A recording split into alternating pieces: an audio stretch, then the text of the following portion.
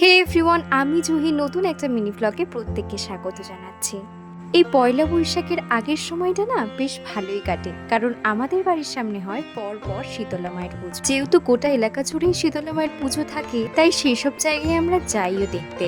এই সময়টায় তো কীর্তন হরিনাম প্রায় সব জায়গাতেই হয়। আগের বছরও শীতলা মায়ের পুজোর মিনি ব্লগ তোমাদের সাথে শেয়ার করেছিলাম, আর সেখানে তোমাদেরকে দেখিয়েছিলাম যে বাতাসা বৃষ্টি কিভাবে হচ্ছে। আর এই বছরে বাতাসা বৃষ্টিতে আমিও নাম লিখিয়েছিলাম। ব্যাপারটা বুঝলে না, তাই না? আরে দাঁড়াও বলছি। এবারে আমিও বাতাসা লুট দিয়েছি। এবারে তো আমরা এক দল গিয়েছিলাম। সে যে মনে কি প্রশান্তি তোমাদের হয়তো ভাষায় প্রকাশ করতে পারবো না। যে কত ভক্ত আর ভক্তির মাঝে কত যে উল্লাস, সেটা এই শীতলা মায়ের পুজোতে গেলেই বোঝা যায়।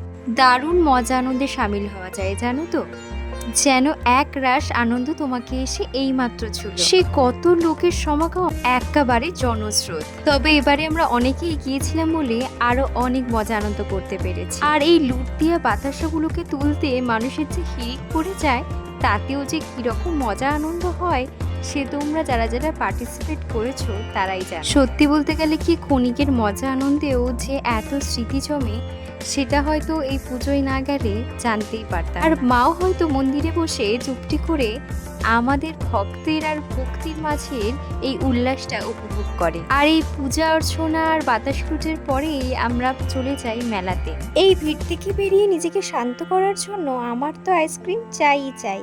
এছাড়াও অনেক স্টল বসেছিল এই মেলাতে, আর ঘুগনিতে মটরের থেকে আলুর পরিমাণই ছিল বেশি।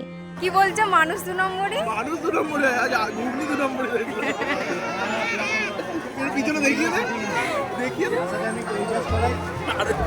ভিডিওটা ভালো লাগলে লাইক আর চ্যানেলকে সাবস্ক্রাইব করে দিও। দেখা হচ্ছে নেক্সট ভিডিওতে।